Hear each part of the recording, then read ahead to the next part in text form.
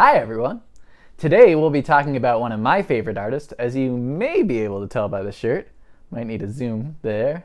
We're talking BO BURNHAM. Now I've had the pleasure of listening to his discography for the past 2 weeks to come up with the cream of the crop. I'm calling this, undeniably, the top 10 best BO BURNHAM songs. And just to stir things up a little bit, I'll have my pick for an overrated song at the end. But in the meantime, let's get to the top 10. At number 10, we have Oh Bo from Words, Words, Words. Robert Burnham's showbiz journey started when the 16-year-old simply wanted to share 2 songs he had written with his older brother, who was away at college. A friend of his suggested filming a clip and posting it on a plucky young site called YouTube, practically a newborn, having been created the year before. His first video, My Whole Family, appeared over winter break 2006. It went mega viral. And Bo was an internet sensation. Really one of the first YouTube stars, well before influencing became a career choice. He would continue to post new songs to his channel while finishing high school. They were lo-fi, homespun productions, one fixed angle, voyeuristic, almost creepily intimate, with offbeat humor tackling anyone and everyone. At 17, he performed at a Comedy Central special across the pond, and shortly after signed a 4-album deal with their record label. His first EP, Bo Faux Show, and the self-titled LP that followed contained live and in-the-studio renditions of his online hits. He would say that he wanted to keep their productions with a small, homegrown, kid-in-his-bedroom feel. His next act would push him out of that comfort zone. Words, Words, Words was both a stand-up special and a subsequent album release. Still not even 20, his live show felt like a spontaneous live wire act, leaving the crowd gasping and guffawing. Oh Bo appears as both a live and studio version.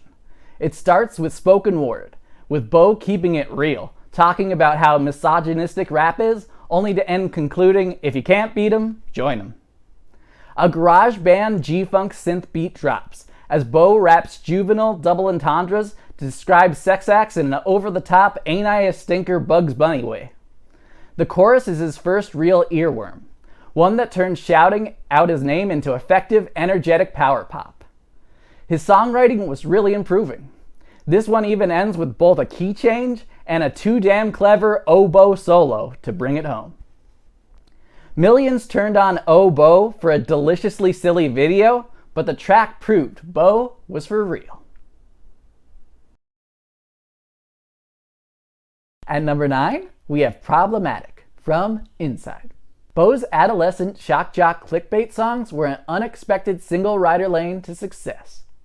He relished the ability to make crude, off-color jokes and built a career from the callow community.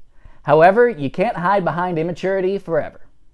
15 years later, Burnham would admit some of his old material made him cringe.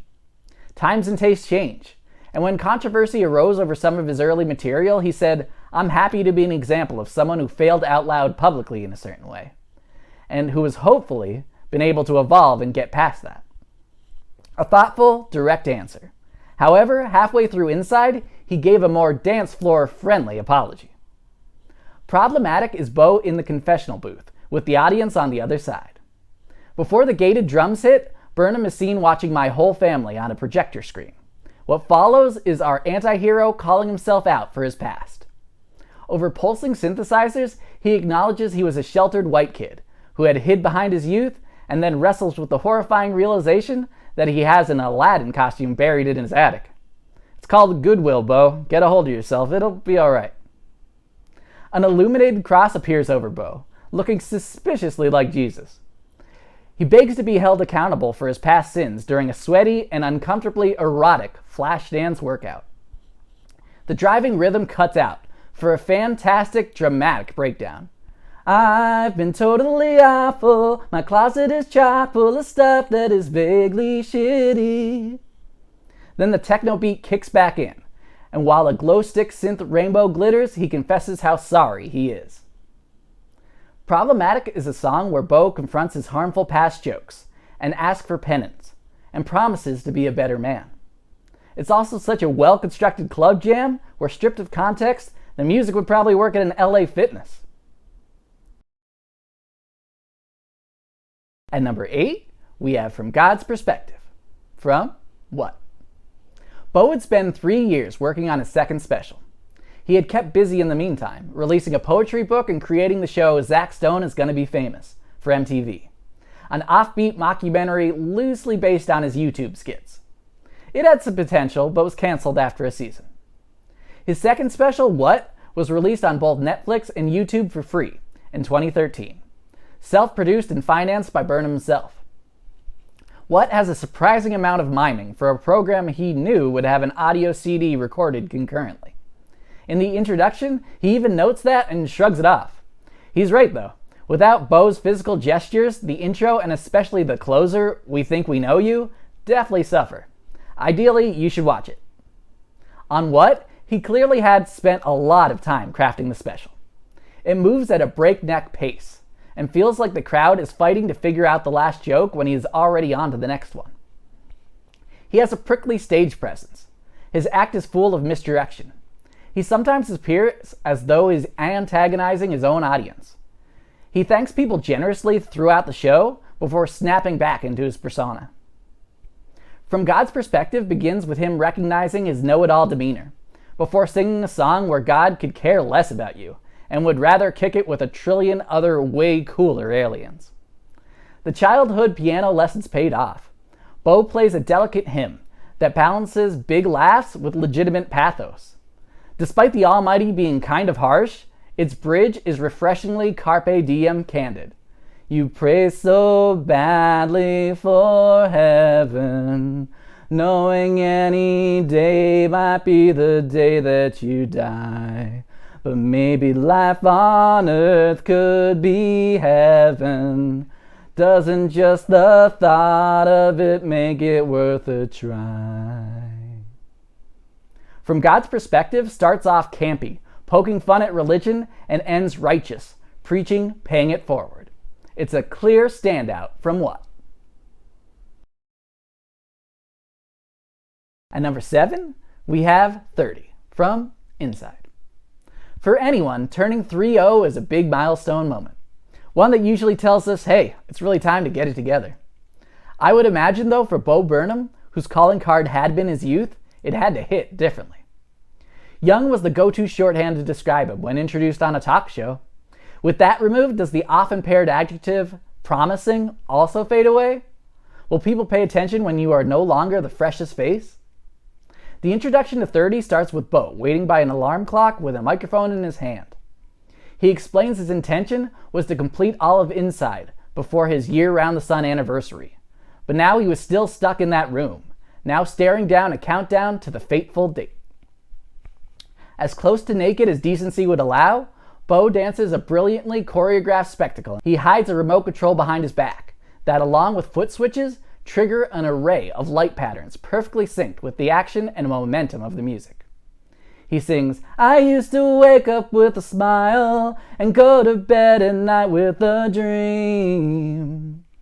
But now I'm turning 30. As if the age was some ill-fated destiny about to T-bone his perfect life.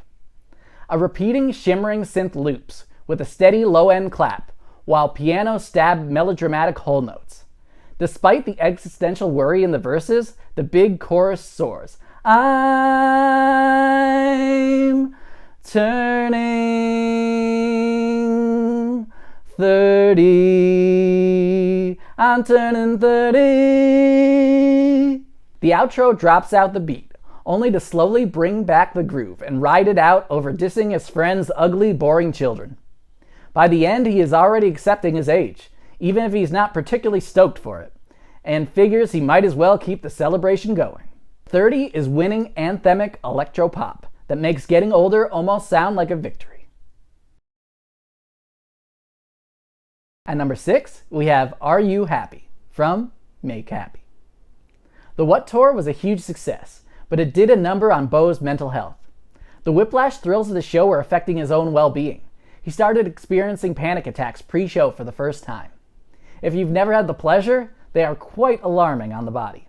Your heart speeds up, you have difficulty breathing, and even after the initial worst of it, it can take time to really stabilize. It's hard to imagine the pressure of having to carry on and perform for paying customers demanding a worthwhile show. On Make Happy, more than anything, Bo wants to entertain his audience. He even breaks it down in the pitch-perfect Yeezus parody at the end, admitting, "The truth is, my biggest problem is you. I want to please you, but I want to be true to myself."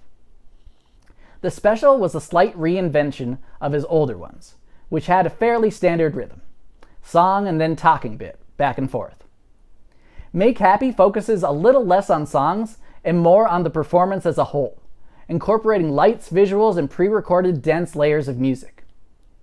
Are You Happy is a brief song that appears at the credits. It's sincere and short, only 2 minutes long. Bo wrestles with what happiness even means. I really want to try to get happy, and I think that I could get if I didn't always panic every time I'm unhappy, like I'm owed some life where I'm always like happy. The dusty piano plays a bittersweet melody, and Bo sings as if he switched off his act for the night. He directly asked the audience if he did his job and brought us cheer, almost worried for the response. Make Happy ends with him leaving the same room from inside that will soon be a prison. He walks out into a beautiful day, with his partner and little furry friend waiting, no longer the clown from the beginning of the special. For the moment, he's found a slice of happiness. Are You Happy is a succinct, honest questionnaire to his audience. It's Bo empathetically hoping for the best for all of us. At number 5, we have Comedy from Inside. Inside is no doubt the best work Bo Burnham has produced. It inspired a million think pieces to dissect what it even is and means. In the early runtime, it begins with him asking what he is even setting out to do. In a dark room with the spotlight focused, he launches into comedy, somberly addressing how the world around him is broken, and it makes his yucks feel ultimately pointless. He confides, "I wanna help to leave this world better than I found it, and I fear that comedy won't help. The fear is not unfounded." He wrestles with his purpose, and lo, out of nowhere, the gates of light shine through, and the heavens sing to him to heal the world with the indescribable power of his comedic talents. Synthesizer cymbals build into an electric pulse, and he makes a literal difference, metaphorically. Then it morphs into a bouncy scat, where he acknowledges being a privileged white man, but pledges to be an agent of change and do his damnedest to channel his inner Sandra Bullock from the bright side. The bridge slows down the tempo and features light organ and layered barbershop quartet harmonies, where he assures us in times of trouble we could count on him for a lighthearted joke. But then he questions if he should be joking at a time like this, and returns to the heartfelt pre-chorus, building and building into the congratulatory climax of the final chorus, where he sounds confident in his purpose. Comedy is tongue-in-cheek We Are the World, with better music and way less Michael Jackson. It's the epic, compelling statement of purpose that really kicks off the film. At number 4, we have Art is Dead from Words, Words, Words. Words times 3 transformed him from blogged about hype to a tangible living phenomenon. The special was impressive for a debut, even winning Bo an award in a Scottish festival. The gravy train was revving up. He signed a motion picture deal with Judd Apatow to create the music and potentially play the lead for something dubbed the Anti-High School Musical. At one point, Burnham even said he spent a full 8 hours writing the music during the day and working on the script in the evening. Sadly, that never really got off the ground, lost to the endless churn of Hollywood. Bo didn't want to be known as simply a jester who pushed buttons. There was a remarkable depth in even his zaniest material. On Art is Dead, he all but drops the artifice. He introduces the song as not funny at all, but it helps me sleep at night. Art is Dead is a guilty diatribe, where Bo examines the intersection of creation and capitalism. I must be psychotic, I must be demented to think I'm worthy of all this attention, of all of this money you work so hard for. I slept in late while you worked at the drugstore. He pounds the keys of the piano manically, constantly accelerating the tempo, calling out entertainers as attention-grabbing, self-obsessed charlatans. By rolling back the curtain, he asks that you don't put him up on a pedestal. He ends by reminding us all he's just a kid. Just a normal kid. Art is Dead is a bold, blunt song that lays bare showbiz truths we see with our eyes but rarely say out loud. It's a show-stopping number that made people drop their phones and take notice. At number 3, we have That Funny Feeling from Inside. There was no other piece of art quite like Inside that captured the crippling mental gymnastics the world collectively endured during lockdown. While COVID-19 and the pandemic are never mentioned explicitly, the insular claustrophobic vibe is familiar and appropriate for the era. Universally isolated, we look to the digital world for news, entertainment, and validation, to cope with being trapped inside and scared of the uncertain world outside. In some ways, the internet feels like a great uniter. We can all experience the same glorious new things in real time. However, that can also mean we all witness terrible, dark events at once as well. As our consciousnesses become intertwined with this alternate, enhanced world, it is easy to fall into a rabbit hole. That Funny Feeling is the only guitar song from Inside. Slouched over his acoustic, he plays a coffee shop folk swing, with ringing open chords and a capo pitching up the key a few octaves. The lyrics are peppered with name-dropping distractions from reality. Mingled in with commercial slogans and mildly famous people are tragic reminders of current societal nightmares. Carpool karaoke, Steve Aoki, Logan Paul. A gift shop at the gun range, a mass shooting at the mall. His mental state is in tatters, overloaded by information both pointless and terrifying. The chorus decries a strange deja vu. There it is again, that funny feeling. Repeating the phrase over again, as if wondering if there was something we were supposed to learn from all the mind-numbing madness. That Funny Feeling ends in a spirited eulogy, slightly mad and marveling at the flames. Hey, what can you say? We were overdue. But it'll be over soon, you wait. At first listen, That Funny Feeling might seem like free association, refrigerator, magnet poetry. But on closer inspection, it's a haunting, thought-provoking ditty and a toast to the apocalypse.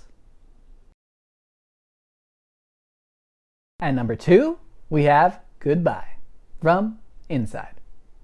By the tail end of Inside, Bo descends into lunacy, wondering if he will ever finish the project. He still can't go outside, and furthermore, he can't figure out how to end the film. How do you turn a worldwide fiasco with no end goal in sight into a satisfying film with a traditional narrative arc? He gradually steps back to see the forest. The final song starts as a flashback to early during the pandemic, with Bo looking clean-cut, and morphing into the scruffy present, a stark difference still trapped in the room a year later. Over a resounding grand piano, Bo bids adieu to the audience sweetly, seemingly tired with his own efforts. So long, goodbye. Do I really have to finish? Do returns always diminish? Did I say that right? He first agrees to meet us socially distanced from across the street, before deciding to never go back outside again. In the grand finale, he asks if he's going crazy as the tempo crescendos and a string section flares. Then he begins incorporating past songs masterfully, first intermingling the catchy refrain from Welcome to the Internet, then the beat drops out and he croons a fragile, weary take of the bridge from Comedy. His self-doubt once again rearing its head. Should I be joking in a time like this? It ends on a Twilight Zone version of Look Who's Inside Again, Bo stripped naked and exposed to the world. It dynamically unfolds like a greatest hits montage of what you've just watched, but in a sense that gives further weight to the tidal wave turmoil that preceded it. Goodbye closes Inside like a Bohemian Rhapsody tour de force, with Bo truly giving us all he has left, all while reminding us of the earnest, emotionally messy journey we've been on, and offering a fitting resolution that's pointedly up for interpretation. At number 1, we have Welcome to the Internet from Inside. Bo Burnham, as we know him, was born on the internet, and appropriately, his thrilling kaleidoscopic adventure across the World Wide Web is his very best song. It's a disorienting Willy Wonka boat ride. On Welcome to the Internet, Bo dons sunglasses in a spookily lit room and turns into a psychedelic carnival barker. Burnham plays an old-timey electric organ over a jaunty rhythm with additional Danny Elfman creepy skeletal orchestration. He beckons you to open your browser and endlessly scroll, to lose yourself among the infinite options.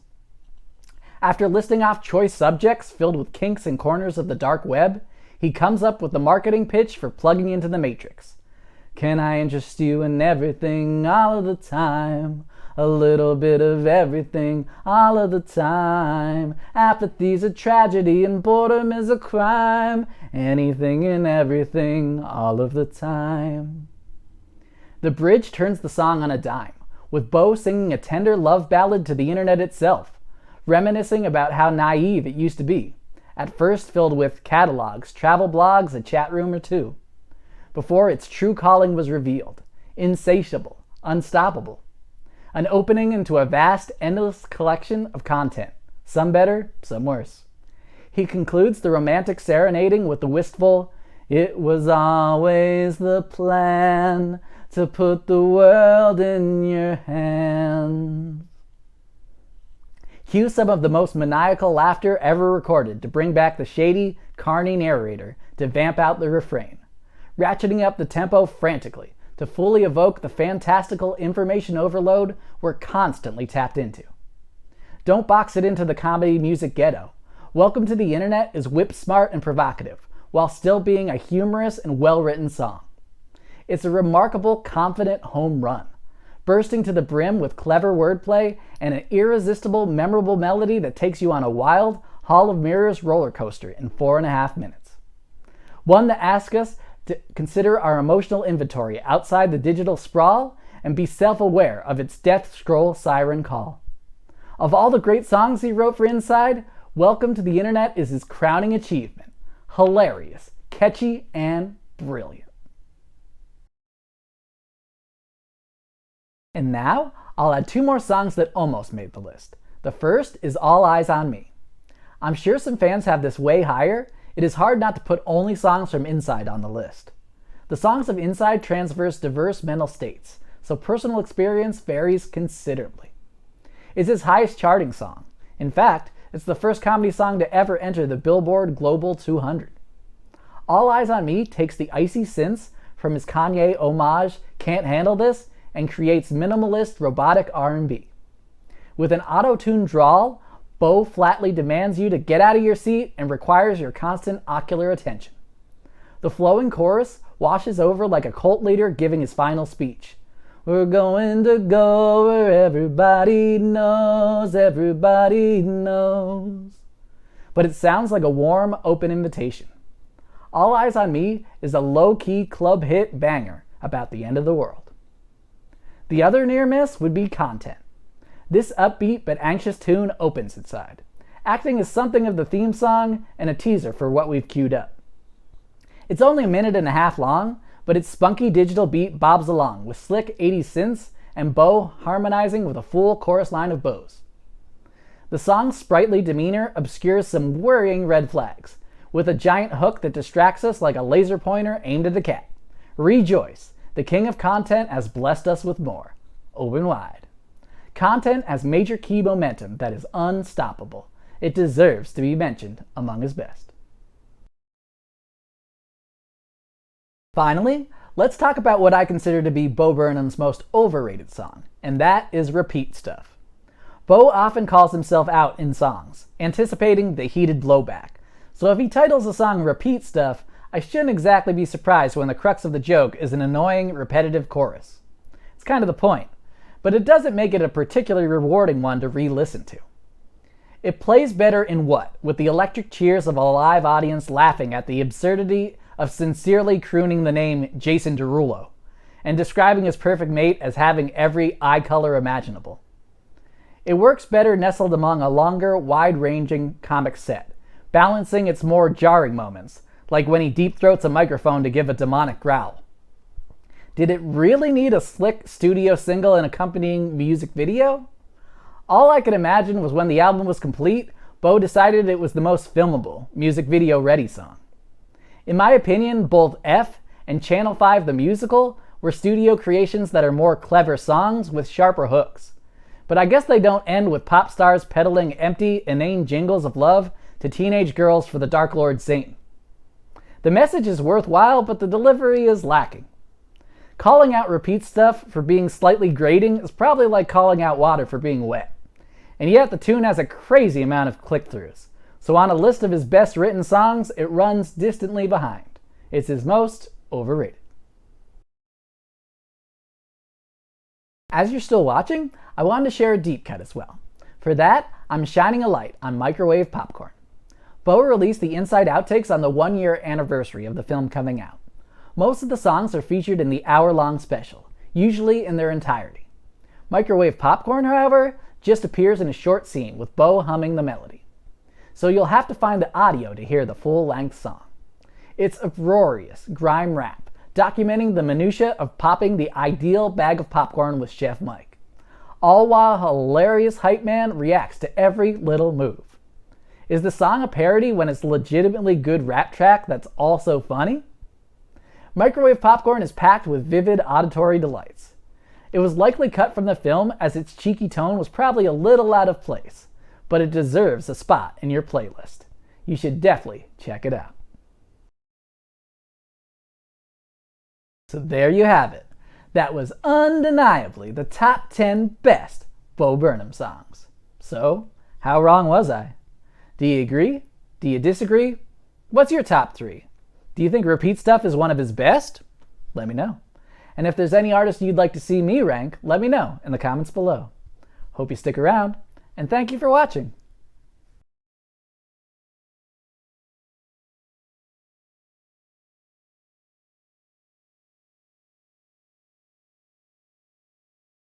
A garage band G-funk synth bop juvenile appears as though he's an it could no icy synths. I don't know, synths I think is what I said, but okay. Icy synths from the filmable music radio. What? I think I said music radio. You did say music radio. Music's radio. That's how you always. That's how he introduces it. Every song. Every time. Every single. You ready for the music radio? Music radio. Music radio. And then everyone's just music like, radio. Into radio. Ah. That's how he should do it. Yeah.